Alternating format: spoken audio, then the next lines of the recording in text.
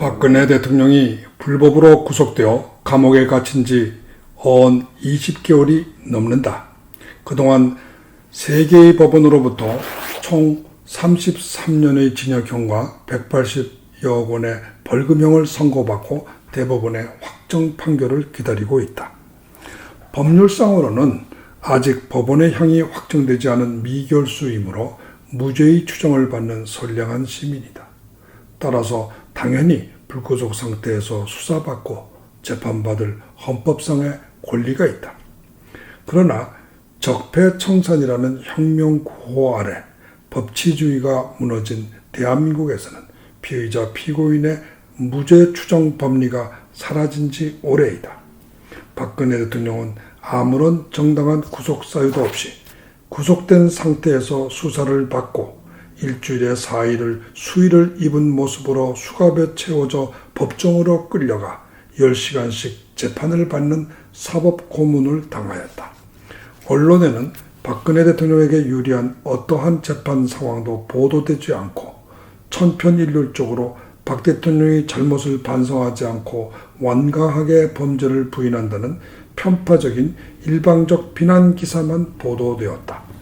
피의자와 피고인은 언론과 검찰이 주장하는 죄를 무조건 시인해야 선량한 시민이 되고 부인하면 범죄인이 된다.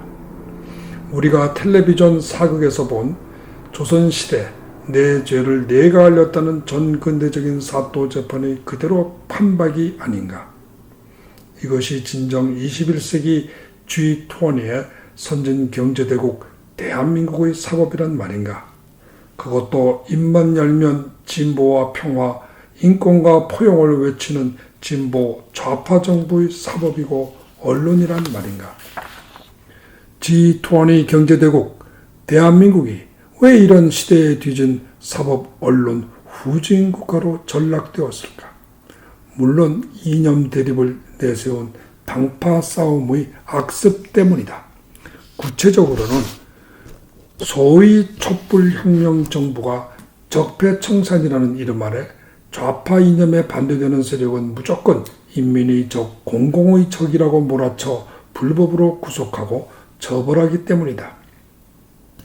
여기에 덧붙여 공공의 재산인 사법정보를 국민들에게 공개하지 않고 자기들만 독점하려는 법조인들의 직역이기주의가 있다. 검찰은 전직 대통령을 3차례나 기소하면서 죄명, 혐의 사실 등 자기 측 주장 내용만 일방적으로 발표하고 그 주장의 근거 자료가 무엇인지, 박 대통령 측의 변호 내용은 무엇인지 등을 전혀 공개하지 않았다. 그러니 일반 국민들로서는 박 대통령은 뇌물죄 혐의로 처벌을 받아야 마땅하다는 검찰 측 주장만 일방적으로 교육을 받고 그 주장이 틀렸다는 반론은 전혀 들을 기회가 없다. 사법정보를 공개하지 않기는 법원도 마찬가지이다. 80여 회의나 재판을 하면서 재판 중에 박 대통령 변호인 측이 어떤 변론을 제시했고 어떤 판정을 제출하였는지를 알 수 있는 어떤 기회도 주어지지 않았다. 알고 싶으면 법정을 방청하면 되지 않느냐고 반론할지 모르지만 21세기에 법정을 인터넷 방송으로 공개하지 않고 제한 방청으로 공개한다는 게 얼마나 시대에 뒤떨어진 한심한 구시대적 발상인가. 결국 박 대통령 재판의 진행 상황은 국민들에게 전혀 알려지지 않았다. 심지어는 1심 판결을 내리고도 판결문을 일반에게 공개하지 않고 있다. 몇 달이 걸쳐 어렵게 판결문을 구해보니 좌파 인터넷 매체가 최근에 특종이라며 공개해서 구해보았다. 150여 페이지의 장문이다. 나 같은 법률 전문가가 하루 온종일 메모하며 정독을 하여야 겨우 내용을 알 수 있다. 유감스럽게도 대통령의 변호인들조차도 재판 진행 상황을 국민들에게 알리는 노력을 전혀 하지 않았다. 이렇게 재판에 관여하는 판검사 변호사들이 재판 정보를 외부에 공개하지 않고 감추다 보니 다른 법조인이나 일반 시민, 심지어 재판의 당사자들조차 재판의 진행 내용을 입체적으로 알 수가 없다. 결국 주권자인 시민이 사법권을 감시하는 것은 원천적으로 불가능하다. 지난 70년 동안 다른 분야는 모두 발전하였는데 유독 사법재판 분야만 조선시대의 사도재판 수준에서 머무는 것은 바로 이 사법정보 비공개 때문이다. 필자는 10여 년 전 사법정보 공개를 공약으로 내세우고 변협회장에 당선되어 2년 임기 동안 사법정보 공개 법안을 만들어 그 입법화를 위해 온갖 노력을 다하였다. 그러나 검찰, 법원이 노골적으로 반대하였다. 심지어는 변호사들조차도 자기들의 노하우가 공개된다며 반대이다. 법조인들의 철저한 직역 이기주의에 걸려 결국 사법정보 공개 법안은 법사위에서 폐기되었다. 이렇게 사법정보 암흑국가가 되니 선진민주 국가 중 한국처럼 철저하게 사법정보가 공개되지 않는 나라는 없다.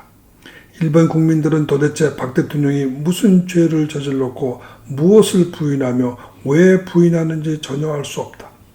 다만 박 대통령의 평소 언행, 인품으로 보아 검찰과 법원, 언론이 발표하는 부정부패가 믿기지 않는 것이다. 그래서 박 대통령이 당하는 억울한 감옥살이가 너무 안타까운 것이다. 이것이 지난 2년 동안 수많은 시민들로 하여금 눈이 오나 비가 오나 거리에 나와 박 대통령의 석방을 외치게 만든 동력이다.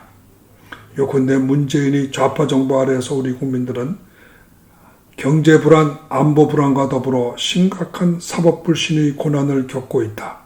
사법 불신의 단적 증거가 최근에 일어난 대법원장의 차량 화염병 투척 사건이다. 대법원장이 법치주의가 무너졌다고 개탄을 하였다고 한다. 그러나 대법원장은 법치주의가 무너졌다고 개탄하기 이전에 누가 언제 어떻게 한국의 법치주의를 무너뜨렸는지 한번 생각해 보기 바란다. 한국의 법치주의는 대법원장에게 감히 화염병을 던지는 한 시민에 의해 어느 날 갑자기 무너지는 그런 것이 아니다. 법률상 아무런 죄도 없는 박근혜 대통령을 법전에도 없는 국정농단이란 조선 사극 프로듀서들이 만들어낸 죄명으로 탄핵시키고 구속사유도 없는데 구속하여 수사 재판하고 고의나 공범의 증거도 없이 돈 한 푼 안 먹은 박근혜 대통령을 최순실, 안종범, 이재용의 뇌물죄 등의 공범으로 몰아 33년의 중형을 선고한 것은 누구인가? 바로 법관들 아닌가? 지난 20개월 동안 국민들에게 전직 대통령의 재판 진행 상황을 전혀 공개하지 않고 무조건 법원의 판결을 믿고 따르라고 복종만 요구하는 전 근대적인 관존 민비의 행패를 부린 것은 누구인가? 바로 법관, 당신들 아닌가? 이런 상황에서 어떻게 일반 시민들이 법관이 법에 따라 공정한 재판을 한다고 믿을 수 있겠는가? 종전에는 전관 예우의 폐습 때문에 유전무죄, 무전유죄로 재판 결과가 달라진다는 사법불신이 강하였다. 그런데 지금은 여기에 진보 좌파 불구속 무죄, 보수 우파 구속 유죄로 이념에 따라 재판의 승패가 결정된다는 심각한 사법불신이 추가되었다. 거기에다 호남지역 법관의 지방색 사법불신까지 겹쳐서 그야말로 사법이 만신창이다. 그런데 대법원장은 이런 심각한 사법불신의 원인을 한 시민의 탓으로 돌리고 있는 것이다. 정말 말이 안 된다. 다시 말하지만 이번 화염병 사건은 단순한 개인적 사건이 아니다. 법치주의 최후의 보루인 법관들마저 법조인의 양심을 저버리고 권력과 언론에 영합하여 조선시대 양반들이 하던 내 죄를 내가 알렸다시게 사또 재판을 하여 법치주의를 무너뜨리는 데 대한 극도의 실망과 분노, 항의가 일반 시민들 사이에 넓게 퍼지면서 시민들이 사법부를 전혀 신뢰하지 않게 된 것을 단적으로 증명하는 사건이다. 대법원장이 시민들의 이유 있는 사법불신을 조금도 이해하지 못하고 이를 무조건 사법질서에 대항하는 위헌범으로 엄벌하여 막겠다고 생각한다면 이 땅에 법치주의가 소생할 희망이 없다. 결국 우리 시민들이 일어나 시민 법치 혁명을 일으킬 수밖에 없다. 그래야만 대한민국은 소득 3만 불의 경제 수준에 맞는 진정한 법치 민주국가로 계속 발전할 수 있다.